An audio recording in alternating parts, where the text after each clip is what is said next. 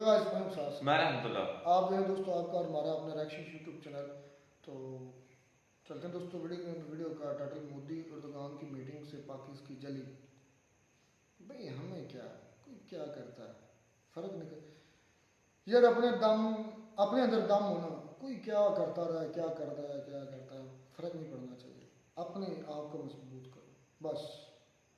कोई दूसरा है, जाता है जाए भाड़ में, बात खत्म। देखते हैं वीडियो, फिर बात करते हैं।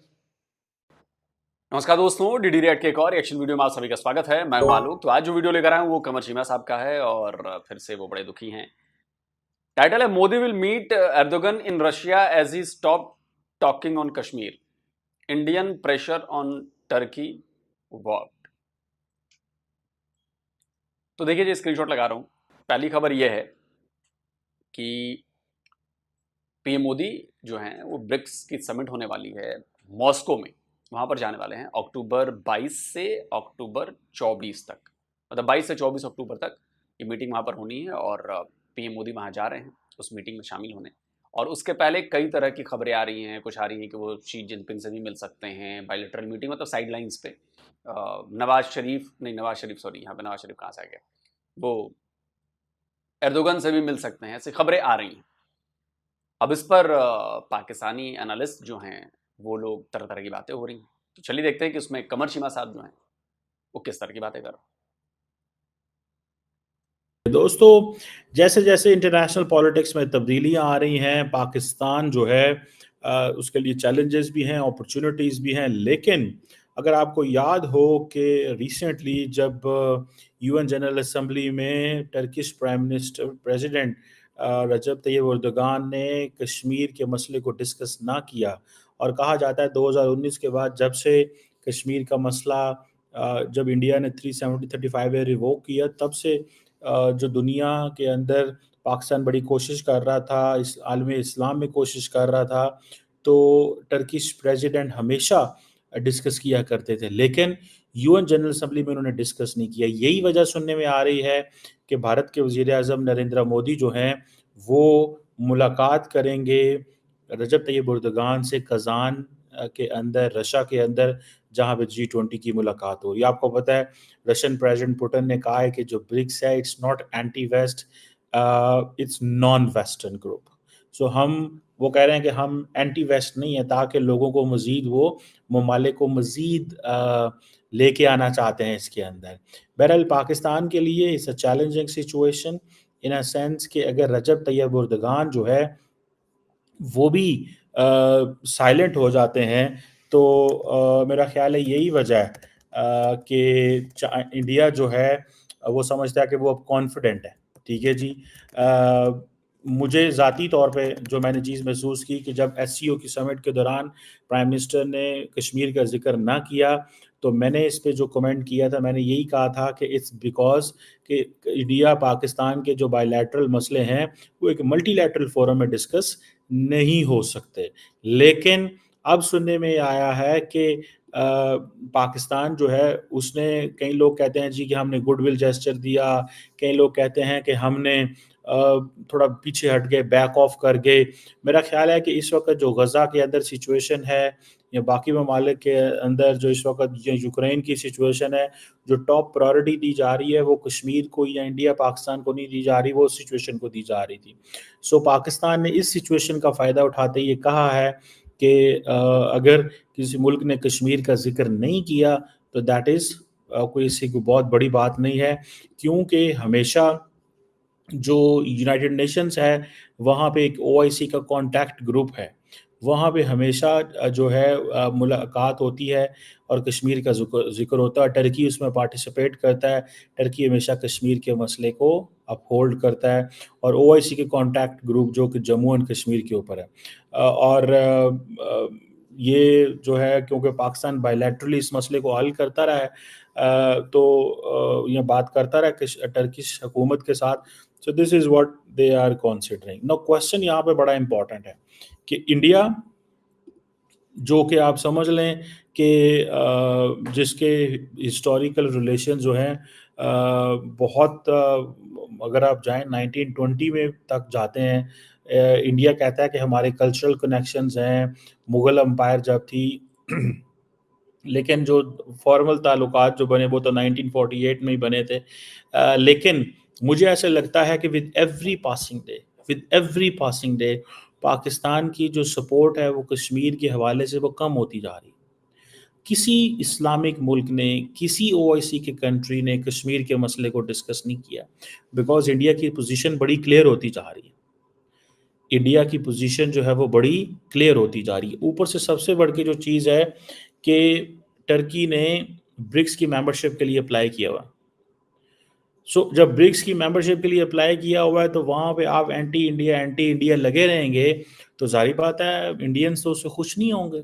सो आपको पता है जो ब्रिक्स के जो फाउंडिंग मेंबर्स हैं, Brazil, Russia, India, China and south Africa, उन्होंने नहीं, सारे फाउंडिंग मेंबर्स नहीं है। जहाँ तक मुझे याद है चीमा साहब कि चाइना, रशिया और इंडिया फाउंडिंग मेंबर्स यही हैं। इन तीनों ने शायद ब्रिक्स की स्थापना की थी। तब शायद इसे रिक्स कहा जाता था, नहीं रिक कहा जाता था, शायद कुछ ऐसा था। बाद में ब्राज़ील इसमें जुड़ा, फिर साउथ अफ्रीका जुड़ा। मेरे हिसाब से जो फाउंडिंग मेंबर्स हैं वो शायद चाइना, रशिया और इंडिया ही हैं, जहाँ तक मुझे याद है। जो बेस था वो इन तीनों ने ही मिलकर तैयार किया था। बाद में उसमें साउथ अफ्रीका और ब्राज़ील जुड़े। तो ये है। अगर मैं कुछ गड़बड़ बोल रहा हूँ भाई तो कमेंट कर देना यार। इसको एक्सपैंड करने का फैसला किया। So that is why Egypt, Ethiopia, Iran, United Arab Emirates and I think Saudi Arabia is also part of that. अब देखें ये जो कज़ान के अंदर 22 से 24 अक्टूबर को हो रही है। सो एक तो आपको पता है मैं कॉन्टीन्यूसली आपको इस चीज़ बता रहा हूँ कि प्राइम मिनिस्टर मोदी जानबूझ के deliberately Chinese led initiative in shape of SCO को डिस्करेज करते हैं, इग्नोर करते हैं, डाउन प्ले करते हैं ताकि वो वेस्ट को ये तासर दे सकें जिसे वो कहते हैं ना कि हम जनाब हम चाइना के खिलाफ हैं और हम आप हमारे साथ खड़े हों, हम आपके साथ खड़े हों। वो ये तासुर देना चाहते हैं। अब कज़ान के अंदर जो मुलाकात होगी, ठीक है जी, उसके अंदर, ठीक है, नरेंद्र मोदी की और एर्दोगान की मुलाकात सुनने में आ रहा है कि दे आर प्लानिंग, और ये एक बायलैटरल मुलाकात होगी। जैसे रशियन प्रेसिडेंट जो है वो तकरीबन 17 बायलैटरल मीटिंग्स कर रहे हैं, 17 बायलैटरल मीटिंग्स कर रहे हैं। और ये जो ज़ाहिर बात है वहाँ पे एर्दोगान जो है वो रिक्वेस्ट करेगा पीएम मोदी से कि आप हमारी मदद करें, हमें उसको बनाने में, मेंबर बनाने में ब्रिक्स का। देखें ये होती है जहाँ पे आप देखें यहाँ पे आके पाकिस्तान जो है वो इररेलेवेंट हो गया है, क्योंकि पाकिस्तान भी तो उसी लाइन में लगा है जिस लाइन में टर्की लगा हुआ है। पाकिस्तान भी तो उसी लाइन में लगा है जिस लाइन में बाकी इस्लामिक ममालिक या मुस्लिम ममालिक या अदर ममालिक खड़े हुए, अदर दैन इस्लामिक पॉलिटिक्स। सो ये जो चीज़ है कि नरेंद्र मोदी जो है और उनका country, they have been very much involve in all these things. हम लोग तो सियासत की नज़र हो गए और हमने हर चीज़ को इंडिया पाकिस्तान में जो है वो कश्मीर के इर्द गिर्द घुमा दिया। मुझे पाकिस्तानी अक्सर कहते हैं, मैंने अभी ये जो जी ये एससीओ की समिट हुई, लो जी हमने कश्मीर का सौदा कर दिया, देखो जी कश्मीर की बात नहीं की। मुझे एक सिंपल सवाल की समझ नहीं आती कि 77 ईयर्स से पाकिस्तान और भारत के दरमियान जंगें हुई हैं, कोई ताल्लुकात नहीं है, कोई कारोबार नहीं है, और अभी भी हमने कश्मीर को कॉम्प्रोमाइज़ किया हुआ है। ये मतलब ये क्या चीज़ है? इसको मैं क्या कहूँ? इसको मैं कम अक्ली कहूँ? इसको मैं लैक ऑफ अवेयरनेस कहूँ? इसको मैं क्या कहूँ यार? मैं इसको क्या कहूँ? ठीक है, टर्की और इंडिया के ताल्लुकात उस तरह नॉर्मल नहीं हो सकते। देखें जो बख्तियार ड्रोन्स हैं जो टर्की ने पाकिस्तान को दिए हैं, वो कहाँ इस्तेमाल होते हैं? वो एंटी इंडिया इस्तेमाल होते हैं। When Pakistan has to gather intelligence तो हम टर्किश ड्रोन से करते हैं। हम टर्किश ड्रोन से करते हैं। हाँ, ये भी मैं आपको बात बताऊँ। इसी मौके के ऊपर अब देखिए ना, शी जिनपिंग एंड मोदी साहब भी मिल रहे हैं, क्योंकि शी जिनपिंग जो हैं वो जा रहे हैं वहाँ पे, ठीक है जी। और वो वहाँ पे जा रहे हैं और उन्होंने एक चीज़ तो समझ ली हुई है कि इंडिया के साथ हमें मिल के काम करना है, और वो काम यही है कि जी पर्टिकुलरली ये जो ब्रिक्स समिट है, ये जो कज़ान के अंदर होगी, इसमें एक्सपेंशन पे काम होगा। चाइना पाकिस्तान की साइड मारेगा, इंडिया थोड़ा रोकने की कोशिश करेगा, कहेगा जी पहले ऑब्जर्वर बनाओ, फिर ये करो वो करो। एंड इंडिया एंड चाइना दोनों इस मौके पे ग्लोबल साउथ के ममालिक को अपील करेंगे और उनको कहेंगे जी आए इसका हिस्सा बने। अच्छा, इंडिया के लिए एक चैलेंज ज़रूर है, एक तरफ to be member of Quad, एक तरफ to be invited as someone as an observer और as a guest at the G7 and then also be at the BRICS. So मेरा ख्याल ये है कि जो रशियन प्रेसिडेंट व्लादिमीर पुतिन ने बात की है कि ब्रिक्स जो है it's not anti west, is non west and it is for the global economic growth के लिए। ये बेसिकली वो चाह रहे हैं कि हम इसको कंट्रोवर्शियल कम बनाएं और कम कंट्रोवर्शियल बना के इसमें ज़्यादा मेंबरशिप लें। सो इसीलिए ये चीज़ है। आप देखें ना, अब रशिया जो है वो काजान के अंदर ये होल्ड कर रहा है, मतलब इट्स अ सिटी।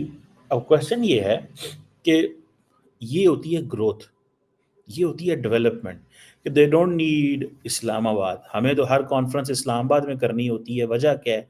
वजह ये है कि अगर इस्लामाबाद के अलावा ऐसा कोई सिटी नहीं है, इस्लामाबाद के अलावा तो ऐसा कोई सिटी नहीं है कि जहाँ पे हम ये कॉन्फ्रेंस कर सकें, इतनी सिक्योरिटी दे सकें।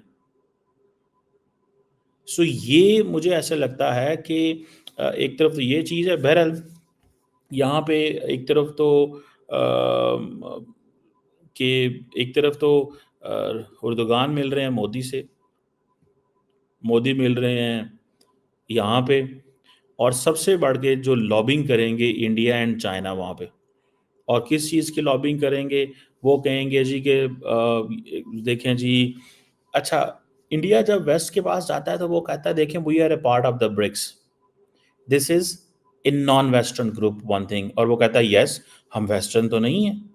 मिसाल के तौर पे रिसेंटली ये बात हुई, if I am not wrong, कि उन्होंने इंडिया की बात की कि इंडिया को G7 का मेंबर बनाया जाए। आई थिंक फ्रांस में या इटली में किसी मुल्क ने कहा, उन्होंने कहा जी नहीं, ये वेस्टर्न नहीं है, they are non west. So non west अपना ब्लॉक बना रहा है और वेस्ट अपना ब्लॉक बना रहा है, ठीक है। अब ये सख्त किस्म की एक लड़ाई है जो diplomatic, political, military, financial platforms पे लड़ी जाएगी, ठीक है जी। इसीलिए हर बंदा, हर मुल्क जो है वो मल्टीलैटरलिज्म की बात कर रहा है, मल्टीपोलर वर्ल्ड की बात कर रहा है जी, इस चीज़ की बात कर रहा है। So BRICS is a non western, ठीक है जी, है, लेकिन इसका सारे का सारा जो एजेंडा है दैट इज वेस्टर्न सेंटर। इसका जो एजेंडा है वो वेस्टर्न सेंटर है। कि वो कैसे? कि वेस्ट से आज़ादी लेनी है, वेस्ट की जो कंट्रोल है इंटरनेशनल सिस्टम में उसको कमज़ोर करना है, ग्लोबल साउथ के ममालिक को उठाना है, उनके साथ डायलॉग करना है, उनको इंगेज करना है। ये चाइना भी चाहता है, ये वो भी चाहता है। सो अगर ब्रिक्स जो है वो लेकिन इसके लिए यहाँ पे पॉलिटिकल एक वो चाहिए होता है, ठीक है। इंडिया एक ही कोशिश करेगा, जो इंडिया मुझे नज़र आता है, इंडिया ये कोशिश करेगा वहाँ पे कि इंडिया जैसे टर्की जैसे मुल्क को न्यूट्रलाइज किया इंडिया ने कि तुमने कश्मीर पे नहीं बोलना, इग्नोर किया। और टर्की और उनके आपस में बीइंग ए मुस्लिम कंट्री, जो इंडिया की जो राइट विंग कॉन्स्टिट्यूंसी है, जो राइट विंग मीडिया है, वो सारा टाइम टर्की की सही लगाता रहता है। फिर वो फॉर एग्जांपल जी टर्की जो है वो दहशतगर्द भेज रहा है सीरिया में, टर्की के अंदर अलकायदा है, टर्की के अंदर ये है, टर्की इस्लामिक है। लेकिन प्रॉब्लम ये भी है, जैसे फॉर एग्जांपल आमिर खान मुझे गए याद है टर्की गए, उनको उर्दुगान की वाइफ ने बुलाया, ठीक है, तो उनकी बड़ी सख्त क्लास ली गई इंडिया के अंदर। सो वो एक चीज़ है। फिर ये भी हालात पैदा हुए कि इंडियंस ने कहा कि we should not go Turkey for tourism, बंद करो तुर्की। सो इंडिया जो है वो अपनी कोर्ट्स ऑफ डिप्लोमेसी के टूल्स हर एक मुल्क के साथ इस्तेमाल करता है जहां पे वो समझता है कि ज़रूरी है। तो इसमें गलत क्या है? पॉलिटिक्स किसे कहते हैं चीमा साहब? पॉलिटिक्स इसे ही कहते हैं। कब अपनी बात मनमानी है और कैसे मनमानी है, that is the politics. Turkey का कश्मीर डिस्प्यूट से क्या ताल्लुक है, क्या संबंध है? आप जियो पॉलिटिकली देखो, टर्की एक अलग देश है, पाकिस्तान एक अलग देश है, भारत एक अलग देश है, टर्की का कश्मीर से कोई लेना देना नहीं है। टर्की पाकिस्तान को सपोर्ट क्यों करता है? लड़ाई मेरे और आपके बीच है और अमेरिकन आएंगे बताने की जी हम सपोर्ट करेंगे पाकिस्तान की, हम सपोर्ट करेंगे जी इंडिया की। क्यों? आप क्यों जरूरत क्या है? तो टर्की को उसमें अपना फायदा नजर आता है कि भारत को कमजोर करना चाहता था, और टर्की को उसमें फायदा ये नजर आ रहा था कि टर्की और पाकिस्तान एक हो जाएंगे, मलेशिया एक हो जाएंगे, तो वो सऊदी अरब वाले ब्लॉक जो इस्लामिक ब्लॉक है उससे बड़ा ब्लॉक और मजबूत ब्लॉक बनाएगा। क्योंकि अगर आबादी के लिहाज से देखा जाए तो मलेशिया, पाकिस्तान और टर्की, फिर इन तीनों की आबादी मिला दो तो ठीक ठाक मुसलमानों की आबादी हो जाती है। आप पॉइंट समझो मेरा ना। तो ये लोग इस चक्कर में थे कि हम तीनों ब्लॉक बना लेते हैं और सऊदी अरब को दबा देंगे, यूएई को दबा देंगे। भाई 2019 में ही शायद मताहिर मोहम्मद ने इमरान खान को बुलाया था ना वहां मीटिंग में, और तब सऊदी अरब के प्रिंस ने फिर ठोका था। ये मैं नहीं कहता, आप ही के उधर के लोग कहते हैं, सुनिए। The Kuala Lumpur Summit of 2019. Mahathir Mohamad of Malaysia invited Turkey, Qatar, Pakistan, Indonesia, which combined form more than half of the ummah of this world. More than 500, 600, more than a billion actually population if you consider Indonesia and then Pakistan. But he invited all those to a summit in Kuala Lumpur. The summit was clear. We are going to challenge Saudi Arabia's leadership of the Muslim world. We're not happy with what bin Salman is doing. Bin Salman panicked to the extent that he calls Imran Khan, and he said, who was prime minister at the time, and says to him, Wallahi alladhi la ilaha illahu, if you go to this Kuala Lumpur summit, I will withdraw my investments from Pakistan, and the Pakistanis who live here sending remittances, I'll kick them out and send them back to Pakistan. Imran Khan pulls out. तो Turkey Pakistan का साथ इसलिए दे रहा था क्योंकि उसे basically उसे पाकिस्तान का साथ चाहिए था। अब वो प्लान तो धराशायी हो गया ना। ये अब इतने सालों बाद ये क्लियर हो गया ना कि भाई सऊदी अरब की पावर के आगे आप ओआईसी से अलग एक इस्लामिक ब्लॉक नहीं बना सकते। सऊदी अरब धराशायी कर देगा। तो जो खलीफा बनने का प्लान एर्दोगन देख रहे हैं वो प्लान सक्सेसफुल नहीं है। तो अब उनको भी इस बात का एहसास हुआ कि भाई ये प्लान तो कामयाब होगा नहीं। अब पाकिस्तान ही पीछे हट गया। मलेशिया को भी समझ में आ गया मामला, अरे यार ये तो गड़बड़ हो गया। मलेशिया भी तो इंडिया से चाहता है फेवर। मलेशिया भी तो इंडिया से फेवर चाहता है चीमा जी। अभी जो मलेशिया के प्राइम मिनिस्टर आए थे, किस लिए आए थे? इसलिए तो आए थे, उन्हें भी फेवर चाहिए, क्योंकि इंडिया से पंगा लेकर उन्होंने भी देख लिया कि मलेशिया का भी भला नहीं हुआ, बुरा ही हुआ।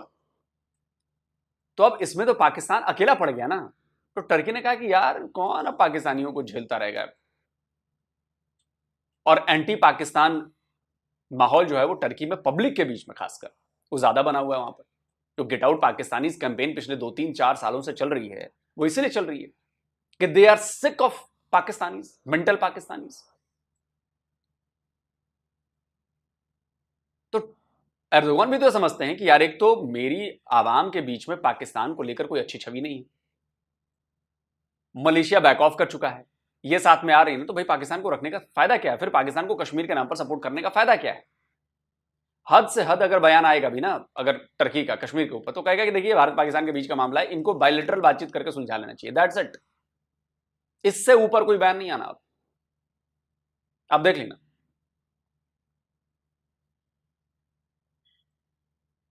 और रही बात टूरिज्म की, तो मैं आपको बताता हूं कि भारत के टूरिज्म ने अभी मालदीव को सबक सिखाया ना। अभी लेटेस्ट बयान है टर्की के जो एम्बेसडर हैं भारत में, ये स्क्रीनशॉट लगा रहा हूं। टर्की के एम्बेसडर जो भारत में हैं उन्होंने कहा है कि we need Indian tourism, Bollywood films shoot करने के लिए, कि लोग जाएंगे वहां पर उन जगहों को देखने। तो टर्की को भी समझ में आ रहा है कि बेटा अगर टूरिज्म से भी कमाना है ना तो भारतीयों के बगैर काम नहीं चलेगा, क्योंकि इंडियंस के पास पैसा है, इंडियंस पैसा खर्च कर रहे हैं, इंडियन टूरिज्म पे पैसा खर्च कर रहे हैं, इसीलिए इनके एम्बेसडर को यह बयान देना पड़ा है। अब पाकिस्तानी की कम अकल बुद्धि में घुसती नहीं है, नहीं बातें, उनको आइडिया नहीं है। उनके लिए तो बस जज्बा बहुत है, कलमा पढ़ लिया बस, और कुछ चाहिए नहीं उनको। तो रहो भाई। जहाँ पे वो समझता है कि ज़रूरी है। सो ये अब देखना ये है कि ये जो ब्रिक्स है, जिसमें हर मुल्क मेंबर बनना चाहता है, टर्की बनना चाहता है, पाकिस्तान बनना चाह रहा है, ये it is being considered as a powerhouse of economic growth. ठीक है जी। ये सारे के सारे जो एवरेज ग्रोथ रेट है ना ब्रिक्स के तमाम ममालिक, एवरेज दैट इज 4.4%, जिसमें एवरेज की बात कर रहा हूं। तो 4.4 इतनी बड़ी इकोनॉमी के साथ 4.4 विद 45% ऑफ दुनिया की पॉपुलेशन इन 5 मुल्कों में हो, एंड ये सारे के सारे जो हैं 4.4 के हिसाब से ग्रो कर रहे हो, तो फिर इकोनॉमी तो हुई ना। G7 जो है, ठीक है जी, वो I think it is being considered as a 1.7% जो दुनिया की उसकी जो ग्रोथ रेट है वो 1.7% है।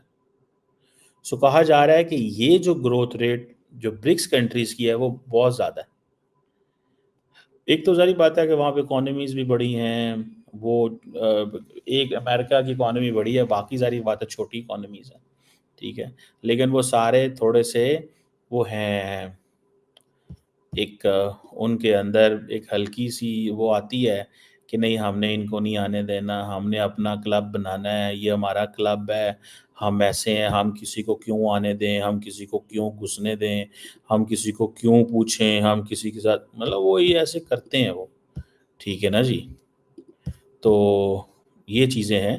बहरहाल ये एक बड़ा इंटरेस्टिंग मेरी ज़ाती नज़र में, मैं जब एज ए स्टूडेंट इसको देखता हूँ तो मेरी नज़र में तो ये बहुत इंटरेस्टिंग डेवलपमेंट है कि मोदी साहब का रजब तैयब उर्दगान को मिलना ऑन दिस पोजीशन। देखिए उर्दगान को बताया गया था कि हमने ब्रिक्स में जाना है, वहाँ मोदी ने आना है 3 महीने बाद, मोदी को ठंडा करो, मोदी को जफियाँ डालो जैसे तो मोदी बाकियों को जफियाँ डालता है, और इससे ये चीज़ निकलवा लो।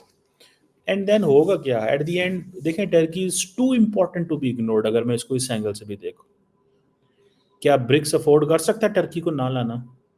क्या हम इसको रिजेक्ट कर देते हैं? कभी भी नहीं कर सकते। Turkey which is a part of NATO, Turkey. Sir जी क्या बात कर रहे हो आप? टर्की ने सारा जोर लगा लिया यूरोपियन यूनियन में आने के लिए। ये स्क्रीनशॉट्स लगा रहा हूं, पढ़ते चलना।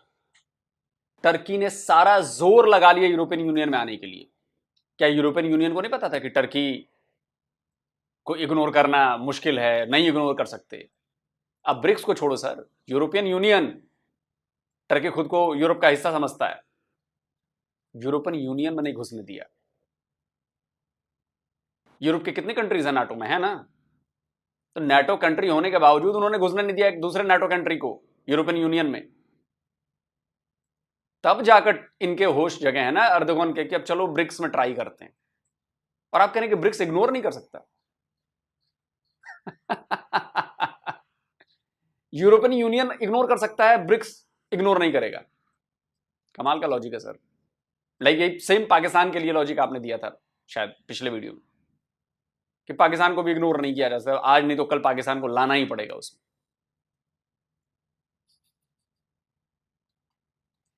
आ जाएंगे, बट ये कहना कि नहीं इग्नोर करना इम्पॉसिबल है। पॉसिबल है सर। एड़ी चोटी का जोर लगा लिया, एड़ियां रगड़ ली, नाक घिस लिया, घुसने नहीं दिया यूरोपियन यूनियन में टर्की को यू वालों ने। ये जरूरी नहीं है कि ब्रिक्स का नहीं, अरे बाप रे टर्की तो इतना बड़ा वो है, टर्की के बिना तो हम चल नहीं पाएंगे, आओ आओ टर्की का स्वागत करो भाई, रेड कारपेट बिछाओ उनके लिए। जी नहीं। Turkey which is on sitting on the fence at the Europe, Turkey which had say in the war in Ukraine, Turkey which is like Israel के साथ भी है, बाकी दुनिया के साथ भी है। मतलब Turkey is a very important player, ignore नहीं कर सकते। लेकिन क्वेश्चन ये है कि टर्की अंडरस्टैंड करता है कि अगर दुनिया की बाकी इकोनॉमीज इंडिया के करीब हो रहे हैं तो हम क्यों नहीं हो रहे? सानों की प्रॉब्लम है, हमें क्या प्रॉब्लम है? सो इंडियन ओशन रिम जो एसोसिएशन है, आसियान जो है, ये सारे इलाके जो डेवलपमेंट्स हो रही हैं, टर्की देख रहा है इंडिया की जो ग्रोथ है, ट्रेजेक्ट्री को वो बिल्कुल देख रहा है। और मैं आपको यहाँ पे अगर बताता चलूँ ना, ठीक है, Turkey is not happy with the Pakistani authorities. Turkey Pakistani authority से खुश नहीं है। उसकी वजह क्या है? एक तो हमने पहले उनसे बड़े पैसे-पूसे माँगने की कोशिश की, उन्होंने हमें अलाउ नहीं किया, उन्होंने हमें लिफ्ट नहीं कराई। दूसरा, हम उनके साथ अक्सर कहते रहते हैं कि यार आओ बायलैटरल कुछ ना कुछ करते हैं, लेकिन वो उनसे हम कर ही नहीं पाते। ठीक है जी। वो हम नहीं कर पाते। ठीक है जी। और उसकी शायद मुझे अंडरस्टैंडिंग नज़र आ रही है कि क्यों नहीं कर पाते या क्या है। मेरी ज़ाती नज़र के अंदर व्हाट आई अंडरस्टैंड, जो अगर आप देखें कि ये जो टर्की है, टर्की और इंडिया का आपस में ये joint collaboration in terms of businesses, dialogue और इन चीज़ों में करना बड़ा इम्पोर्टेंट है। ठीक है जी। मुझे मुझे मुझे ये देख के कि इंडिया ने अपनी पोजीशन कितनी ज़्यादा, वो जिसे कहते हैं ना, मजबूत कर ली। इंडिया ने अपनी पोजीशन कितनी ज़्यादा मजबूत कर ली, सिर्फ अपनी इकोनॉमिक डेवलपमेंट, अपनी पॉलिटिकल स्टेबिलिटी की वजह से, and they remained on a track. ठीक है जी। मुझे तो यही नज़र आता है कि इंडिया ने अपनी रेलेवेंस को इंक्रीज़ किया, और वो उन्होंने इंक्रीज़ अपनी बाकी उस अंदाज से किया है कि जहाँ पे वो ये समझते हैं कि हम लोगों की ज़रूरत बने। जैसे आज यार देखिए, सिंपल सी बात है, जैसे आज चाइना दुनिया की ज़रूरत बन गया, कि अमेरिका को ये कहना पड़ता है लोगों को, अमेरिका को ये लोगों को कहना कहना पड़ रहा है कि हम नहीं दुनिया को कह रहे कि किस ब्लॉक में जाएं, लेकिन हम ये कन्विंस करने की कोशिश ज़रूर करते रहते हैं कि उधर ना जाया जाए। आप अंदाज़ा लगा लें। ठीक है ना जी। ठीक है ना, तो सब करेंगे ना सर, सब अपनी अपनी कोशिशें करेंगे। और देखिए, इसका एक और बहुत बड़ा पॉइंट मैं आपको बताता हूं। पाकिस्तान का साथ देकर टर्की को क्या मिला है? टर्की ने क्या हासिल किया? टर्की ने कोई बिजनेस हासिल किया पाकिस्तान के भीतर? टर्की ने कोई इन्वेस्टमेंट हासिल की पाकिस्तान से? या टर्की को फायदा हुआ पाकिस्तान की मदद करने का? उल्टा नुकसान हुआ है। नुकसान सबसे बड़ा पता है क्या है? स्क्रीनशॉट लगा रहा हूं, टर्की का एफएटीएफ में जाना। पाकिस्तान के कहे मुताबिक चलने का नतीजा यह हुआ कि पाकिस्तान तो बाहर हो गया एफएटीएफ से, लेकिन टर्की एफएटीएफ में पहुंच गया। और टर्की का एक नेटो कंट्री का एफएटीएफ में पहुंचना, आप समझ रहे हैं, मनी लॉन्ड्रिंग, हवाला, टेरर फाइनेंसिंग, इतने चार्जेस हैं, आरोप हैं, और आपको इसके लिए काम करना पड़ेगा, जैसा पाकिस्तान की तरफ से किया गया। रेस्ट्रिक्शंस झेलनी है, सैंक्शंस झेलने, और टर्की की इकोनॉमी खराब हो रही है। टर्की में बेरोजगारी बढ़ रही है, महंगाई बढ़ रही है, उसका जो रुपया है वो गिर रहा है, टर्की जो करेंसी है वो गिर रही है, लीरा। तो टर्की को ये समझ में आ रहा है ना कि टर्की ने पाकिस्तान से दोस्ती करके, उसका सपोर्ट करके, उसके हक में बयान देकर उसका भला नहीं हुआ है, उल्टा नुकसान हो गया है बहुत ज्यादा। और वो भी स्पेशली इंडिया से पंगा करके, कश्मीर इशू को लेकर। टर्की को लगता है कि अगर इंडिया चाहेगा तो वो ब्रिक्स में आ जाएगा, अगर इंडिया चाहेगा तो एफएटीएफ की लिस्ट से भी बाहर निकल जाएगा। तो टर्की को फायदा नजर आ रहा है, इसलिए उसने डाउन प्ले करना शुरू किया है। इसीलिए वो मिलना चाहते हैं, अपनी बात रखना चाहते हैं। अभी डिपेंड करता है कि भारत का स्टांस क्या होगा, क्योंकि after all Turkey is a Muslim country, Islamic country.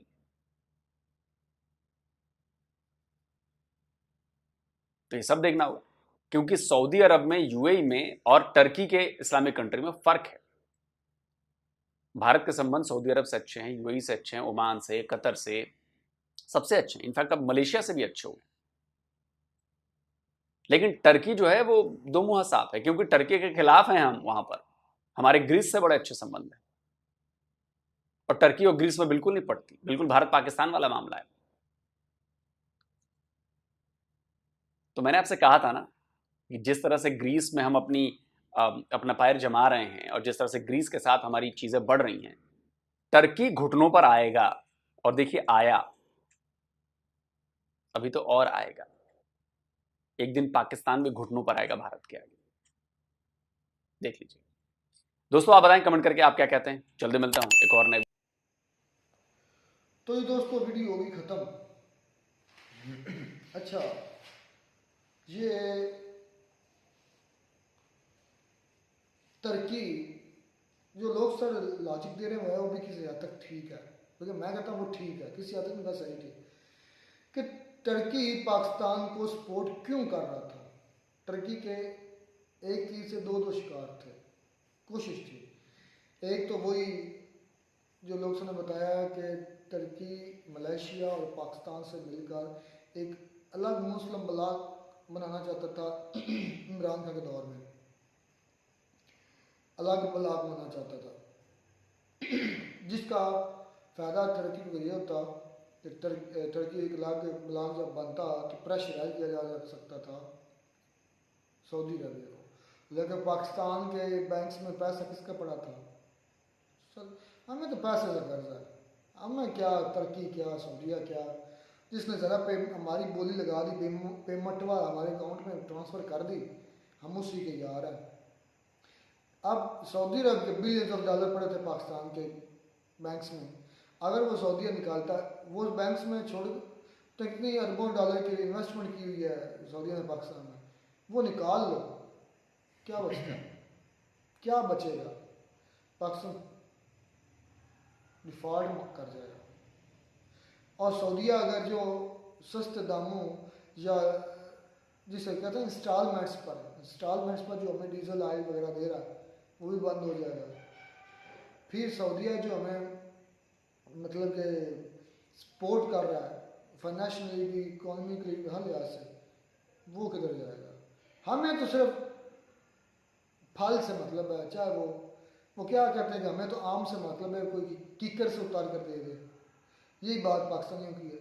Pakistan का मतलब है डॉलर से, तो तुर्की डॉलर दे नहीं सकता था, इसलिए हमने तुर्की को बैक कर दिया, हम पीछे हट गए और अपने अंकल, अपने बड़े ताया सऊदी की बात मान ली कि नहीं भी हम कोलंबो समिट में नहीं जाएंगे, तो नहीं गया था पाकिस्तान को। इमरान खान का था पीएम था, ब्लॉक बनने जा रहा था, बस थोड़ी देर से महातीर मोहम्मद उतर गया, फिर खान को जेल हो गई और तुर्की में अभी तक उर्दगान है। ये तो वैसे ही है, शुरू इनको तो काफी अर्सा हो गया है, ये दूसरी की तीसरी मरतबा मेरे ख्याल से बने हैं पीएम मोदी की। हाँ बिल्कुल, तो ये बात तो बिल्कुल वाकई। लेकिन पीएम मोदी अगर उनसे मीटिंग करता है, इंडिया करता है, तो हमें पाकिस्तानी भी इससे क्या कुछ भी नहीं है, कुछ भी होना भी नहीं चाहिए। लेकिन पाकिस्तान की सारी उम्मीदें को पानी फेंकी, क्योंकि तुर्की ने एक मरतबा ये भी ऐलान किया था ना कि हम मतलब कश्मीर के अंदर पाकिस्तान को सपोर्ट करेंगे, हम अपनी जो फाइटर्स हैं, मतलब फाइटर्स सॉरी कह रहा हूँ, खास फोर्स जो फोर्स है को नाम वो दे रहे थे, वो भी हम पाकिस्तान में मतलब लॉन्च करने जा रहे हैं, वो पाकिस्तान को देने जा रहे हैं तक पाकिस्तान के जरिए, जिस तरह नॉर्थ कोरिया ने दिया, अब रशिया को 12,000 सोल्जर दिए हैं, तो वो नहीं दे पाया। सारे एक ख्याली पुलाव थे, एक सब्ज़ बाग दिखाए गए थे पाकिस्तान को, लेकिन शुक्र है कि हम उन सब्ज़ बागों से निकल आए। नहीं तो अभी तक खान होते तो क्या क्या ना हो गया होता।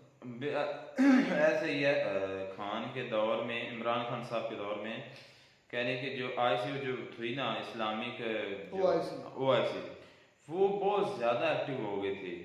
उनके दौर में कह रहे हैं कि 3 से 4 से भी ज़्यादा मीटिंग्स हुई थी, और इस्लामाबाद में उनकी कॉन्फ्रेंस पाकिस्तान में 2 मीटिंग उनके दौर में, मुझे देख का पता है, जो साल में 2 मीटिंग्स हुई, हालांकि नहीं होती, तो इस वजह से भी ये सारे लड़खड़ा गए थे, ये तो इकट्ठे होने लग पड़े हैं। अब ये मीटिंग हुई है फलस्तीन पर OIC की, क्या किसी कुछ भी नहीं, कोई लीडर ही नहीं है भाई, लीड करने वाला कौन करे, कुछ भी नहीं करेगा। उर्दगान नहीं है, उर्दगान भी है सही, लेकिन कह लें कि वो उस लेवल का नहीं है।